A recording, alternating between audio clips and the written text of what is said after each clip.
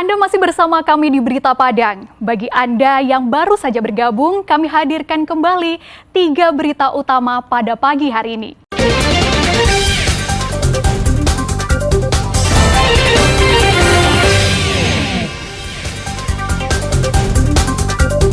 Yayasan Pundi Amal Peduli Kasih SCTV Indosiar menyalurkan bantuan untuk korban gempa Pasaman dan Pasaman Barat.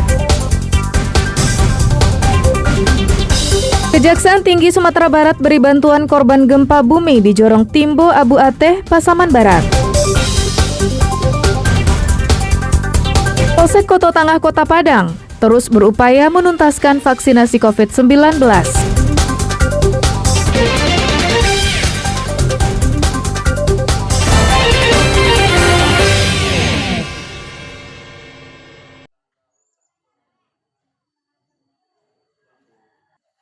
Sebagian warga yang menjadi korban gempa di Pasaman Barat beberapa waktu lalu mulai merobohkan rumah mereka yang tidak layak huni. Usai dirobohkan, puing-puing yang masih bisa dipakai kemudian dikumpulkan kembali. Des Rizal salah satunya, warga Parit, Nagari Kajai, Kecamatan Talamau, Pasaman Barat ini bersama warga dan relawan merobohkan rumahnya karena sudah tak bisa ditempati. Jika dibiarkan, dikhawatirkan bisa menimbulkan kecelakaan pada warga atau anak-anak yang bermain di dekat lokasi rumah tersebut. Pasalnya rumah satu-satunya ini sudah retak dan miring, sehingga rawan runtuh.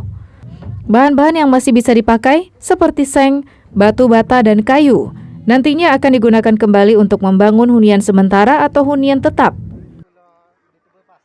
Itulah belum ada informasi untuk kami, jelas kami robohkan dulu. Kenapa dirobohkan dulu, Pak? Karena membahayakan anak-anak. Membahayakan, Pak. Soalnya rumah itu udah ada retak semua.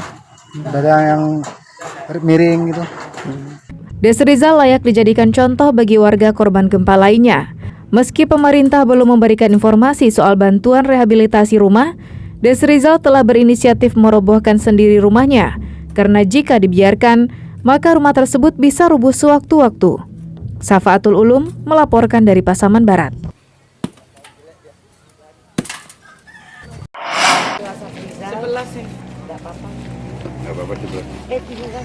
Sebagai bentuk kepedulian kepada para korban bencana gempa bumi yang melanda Kabupaten Pasaman dan Kabupaten Pasaman Barat, Yayasan Pundi Amal Peduli Kasih SCTV Indosiar menyalurkan sumbangan pemirsa sebanyak 2.000 paket di 2 kabupaten tersebut hari Kamis pekan silam.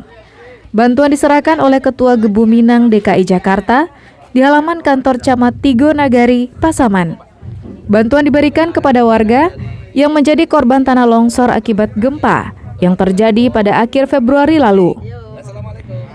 Paket yang diserahkan tersebut antara lain kain sarung, selimut, handuk, dan sabun mandi cair.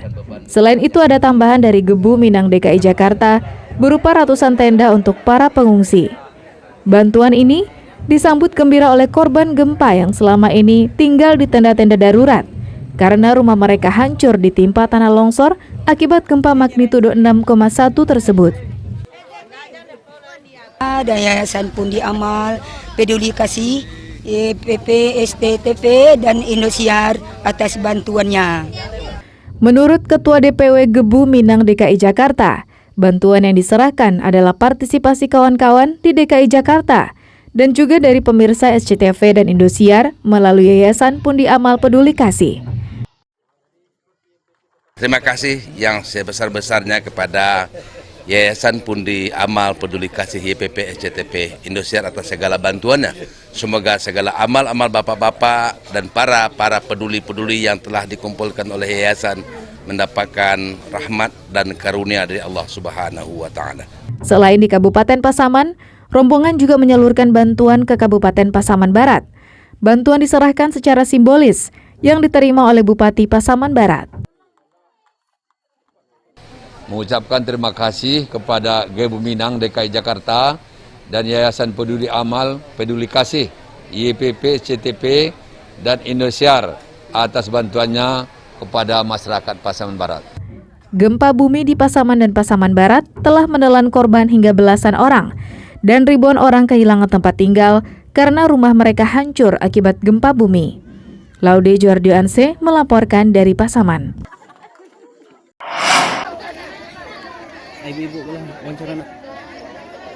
Wajah ceria terpancar dari anak-anak para korban gempa bumi Pasaman Barat yang tinggal di tenda-tenda pengungsian di Jorong Timbo, Abu Ateh, Nagari Kajai, Kecamatan Talamau. Mereka baru saja mendapatkan bantuan berupa mainan anak-anak dari Kejaksaan Tinggi Sumatera Barat. Bantuan tersebut diserahkan oleh Ketua Ikatan Adiaksa Dharma Karini atau Ketua Ikatan Istri Pegawai Kejaksaan Sumatera Barat.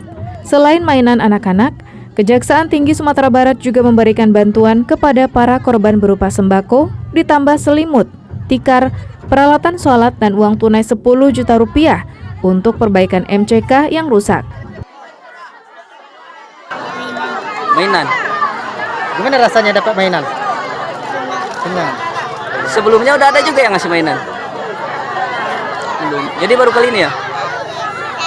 Bantuan mainan untuk anak-anak yang diserahkan oleh Kejati Sumatera Barat bertujuan agar anak-anak bisa melupakan penderitaan yang dialaminya selama ini dengan bermain dari mainan yang diterima. Itu dari kita, karena kita kan kebersamaan antara Kejati dan semua Kajari yang ada di Sumatera Barat. Kita koordinir, jadi biar yang dibutuhkan, kita koordinasi juga dengan Kajari Pasaman Barat, kira-kira apa saja yang dibutuhkan, yang mendesak di pengungsian seperti ini gitu. Untuk trauma healing anak-anak, makanya biar mereka senang dan bermain melupakan kejadian-kejadian yang telah dialami. Selain di Kabupaten Pasaman Barat, Kejaksaan Tinggi Sumatera Barat juga menyalurkan bantuan kepada para korban tanah longsor Malampah dan korban gempa bumi di Kabupaten Pasaman.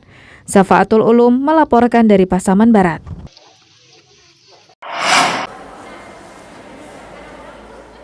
Meskipun angka penyebaran COVID-19 di Kota Padang cenderung melandai, namun upaya menuntaskan vaksinasi masih terus dilakukan. Seperti yang dilakukan polisi di Kecamatan Koto Tangah, Kota Padang.